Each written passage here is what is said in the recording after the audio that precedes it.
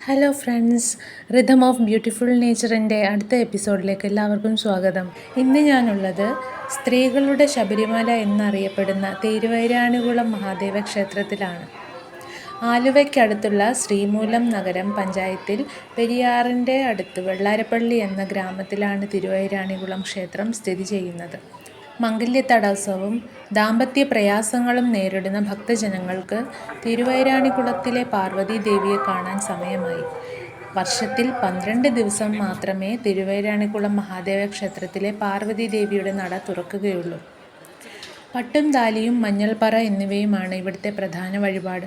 മംഗല്യ തടസ്സം മാറാനും ദീർഘമാംഗല്യവരം നേടാനുമാണ് ഭക്തർ ഈ ദിവസങ്ങളിൽ ഈ ക്ഷേത്രത്തിൽ എത്തിച്ചേരുന്നത്.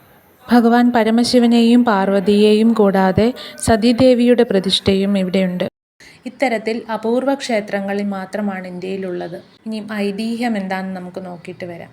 നിവേദ്യങ്ങൾ ഒരുക്കുന്ന സമയത്ത് തിടപ്പള്ളിയിൽ ആരുടെയും സാന്നിധ്യം ഉണ്ടാകാൻ പാടില്ല എന്നിരിക്കെ ഒരിക്കൽ ഊരാൺമക്കാരൻ ഒരു നമ്പൂതിരി തിടപ്പള്ളി രഹസ്യം അറിയാനായി മറഞ്ഞു നിന്നു നോക്കി. ഈ സമയം അദ്ദേഹം തിടപ്പള്ളിയിൽ സർവാഭരണ വിഭൂഷിതയായ പാർവതീദേവിയെ കണ്ടുവത്രേ.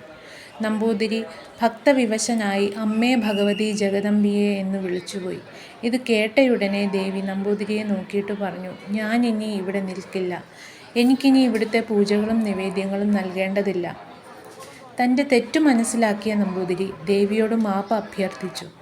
നമ്പൂതിരിയുടെ വിഷമം മനസ്സിലാക്കിയ ദേവി ഭഗവാന്റെ തിരുനാൾ ദിനമായ ധനുമാസത്തിലെ തിരുവാതിര നാൾ അസ്തമിച്ച് കുസുമധാരണ സമയത്തിനു മുമ്പ് ദർശനം നൽകാമെന്നും അന്നു തൊട്ട് 12 ദിവസം ദർശിക്കുന്ന ഭക്തർക്ക് അനുഗ്രഹവും മാംഗല്യാദി സൗഭാഗ്യങ്ങളും ഉണ്ടാകുമെന്നും അരുൾ ചെയ്ത് അപ്രത്യക്ഷയായി എന്നാണ് ഐതിഹ്യം. ഭഗവതിയുടെ തോഴിയായ ഒരു പുഷ്പിണി ഉണ്ടായിരുന്നുവെന്നും ആ തോഴി പറഞ്ഞാലേ നട തുറക്കാവൂ എന്ന് ദേവിയുടെ അരുളപ്പാടുണ്ടായിരുന്നതുകൊണ്ടും ആണ് ഇപ്പോഴും പുഷ്പിണി അവകാശമുള്ള സ്ത്രീ ക്ഷേത്രത്തിലെത്തിയാലേ നട തുറക്കാറുള്ളൂ. ക്ഷേത്രത്തിലെ താലമെടുപ്പും വഴിപാടുകളിൽ ഭൂരിപക്ഷവും സ്ത്രീകളോട് ബന്ധപ്പെട്ടതും മംഗല്യ സൗഭാഗ്യത്തിനും വേണ്ടിയുള്ളതുമായതിനാൽ സ്ത്രീകളാണ് നടതുറപ്പ് മഹോത്സവ സമയത്ത് കൂടുതലെത്തുന്നത്. ഈ ഉത്സവവും ദേവിയുടെ നടതുറപ്പും കൂടാതെ ശിവരാത്രി, നവരാത്രി, മണ്ഡലകാലം, വിഷുക്കണി, തിരുവോണം എന്നിവയും ഈ ക്ഷേത്രത്തിൽ ആചരിച്ചു വരുന്നു. ഇനി ഈ ക്ഷേത്രത്തിലേക്ക് എത്തിച്ചേരണമെങ്കിൽ എറണാകുളത്ത് ജില്ലയിൽ ആലുവയ്ക്കും കാലടിക്കും മധ്യം പെരിയാറിൻ്റെ തീരത്ത് വെള്ളാരപ്പള്ളി തെക്കുഭാഗത്താണ് തിരുവൈരാണികുളം ക്ഷേത്രം. അങ്ങനെ വിർച്വൽ ക്യൂയിൽ 3 മണിക്കൂർ നിന്ന ശേഷം മഹാദേവനെയും ശ്രീ പാർവതിയെയും നന്നായി തൊഴുതു വണങ്ങാൻ പറ്റി. പിന്നെ ഇവിടെ നമുക്ക് വന്നു കഴിഞ്ഞാൽ സ്റ്റേ ചെയ്യാനുള്ള ഓപ്ഷൻസ് അവൈലബിൾ ആണ്. റൂംസ് ഒരുപാടുണ്ടാവും നമുക്ക് സ്റ്റേ ചെയ്യാൻ വേണ്ടിയിട്ട്. പിന്നെ പാർക്കിങ്ങിനും നമുക്ക് നല്ല സൗകര്യം തന്നെയുണ്ട്.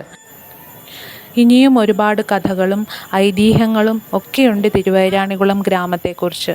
അത് നമുക്ക് മറ്റൊരു വീഡിയോയിൽ കാണാം. ഈ വീഡിയോ കണ്ട എല്ലാവർക്കും thank you all of U.